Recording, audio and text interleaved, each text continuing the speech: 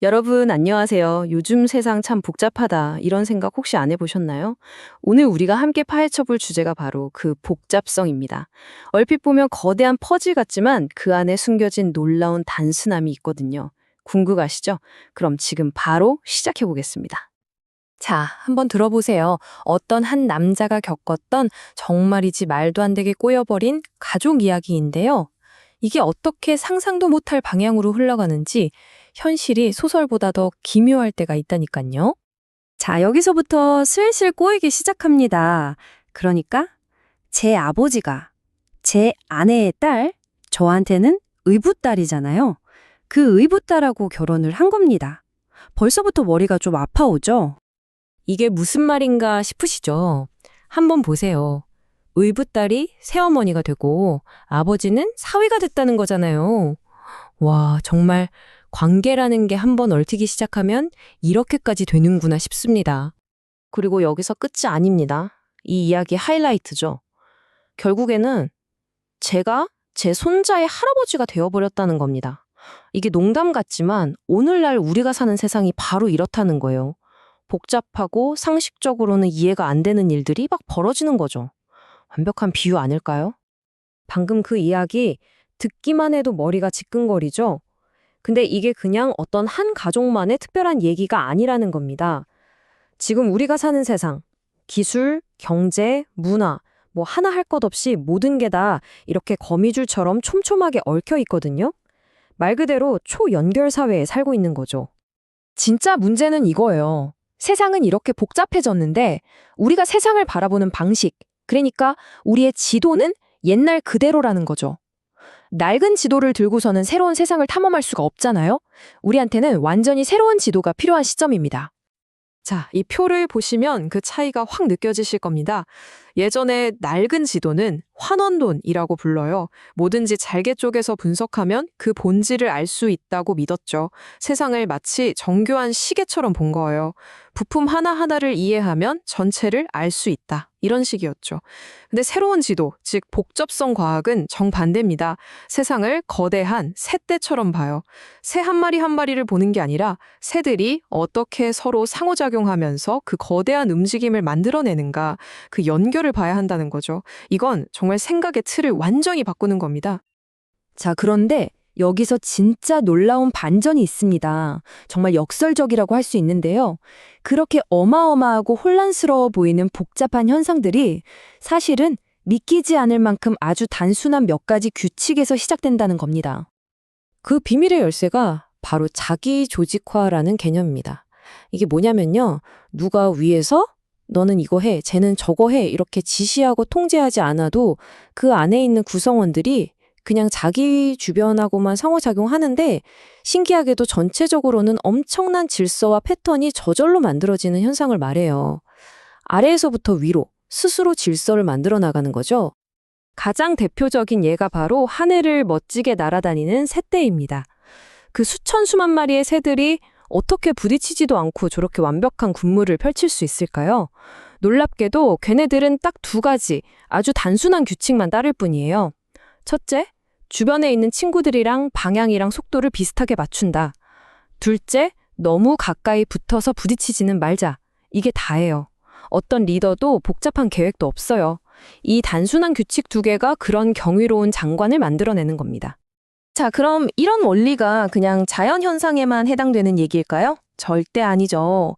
우리 세상에서 아주 작은 변화 하나가 어떻게 우리가 상상도 못했던 거대한 혁명으로 이어지는지 그 놀라운 과정을 한번 들여다보겠습니다. 네, 바로 그 유명한 나비 효과 이야기입니다. 아마 들어보셨을 거예요. 오늘 서울에서 나비 한 마리가 날개짓한 게 한 달 뒤에 뉴욕에서 거대한 폭풍을 일으킬 수도 있다는 개념이죠. 아주 사소하고 작은 원인이 시간이 지나면서 증폭되고 또 증폭돼서 결국에는 예측 불가능한 엄청난 결과를 만들어내는 현상을 말합니다. 이게 경제 분야로 오면 훨씬 더 명확하게 보입니다.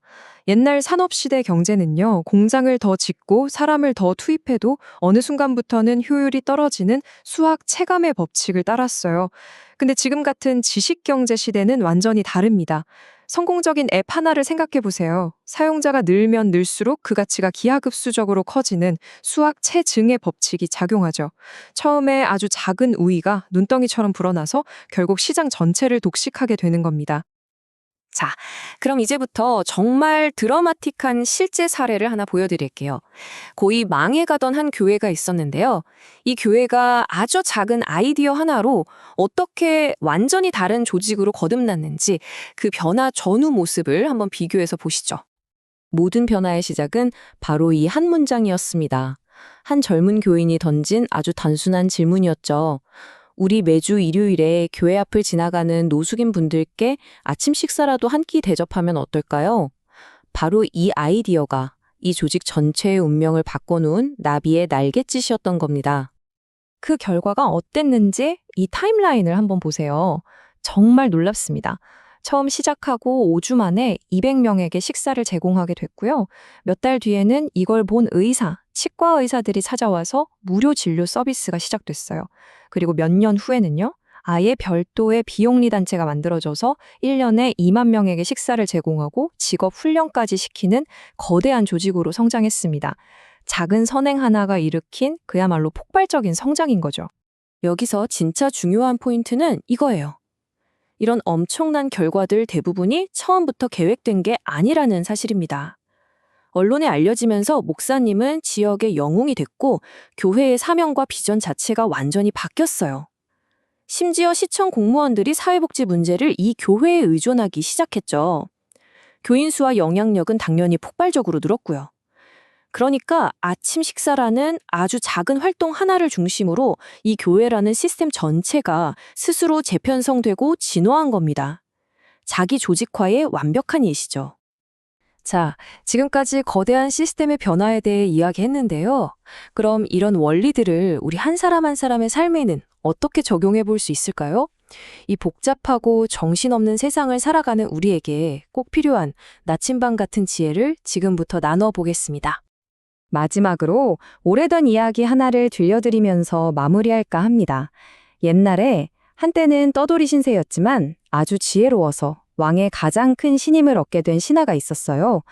근데 이 신하를 질투하던 다른 신하들이 보니까 이 사람이 매일 저녁마다 아무도 못 들어오게 문을 걸어 잠그고 방 안에서 혼자 1시간을 보내는 거예요. 다들 저 방 안에 뭔가 비밀이 있을 거라고 수군댔죠. 결국 왕은 반역이라도 꾀하는 건 아닌가 의심하게 됐고 어느 날 저녁 예고 없이 그 방의 문을 열게 했습니다. 그런데 방 안에는 금은 보화가 아니라 낡고 해진 누더기 옷과 지팡이 하나만 덩그러니 놓여 있었어요. 신하가 이렇게 말했습니다. 저는 매일 이곳에 와서 제가 떠돌이 시절 입었던 이 누더기 옷과 지팡이를 봅니다. 제가 어떤 사람이었는지를 잊지 않고 왕께서 베풀어 주신 은혜에 감사하기 위해서입니다. 이것이 권력의 복잡함 속에서 저의 중심을 잡아줍니다. 라고요. 이현인의 누더기 옷과 지팡이. 이것이 바로 오늘 우리가 나눈 이야기의 핵심입니다. 이 혼돈의 세상 속에서 가장 지혜로운 사람들은 모든 것을 다 알려고 하거나 통제하려고 애쓰는 사람이 아니에요. 오히려 자신만의 누더기 옷과 지팡이, 즉 어떤 상황에서도 나를 이끌어주는 가장 단순하고 핵심적인 원칙을 찾고 그것을 굳게 붙드는 사람들입니다. 자, 이제 마지막으로 여러분께 이 질문을 던져지고 싶습니다.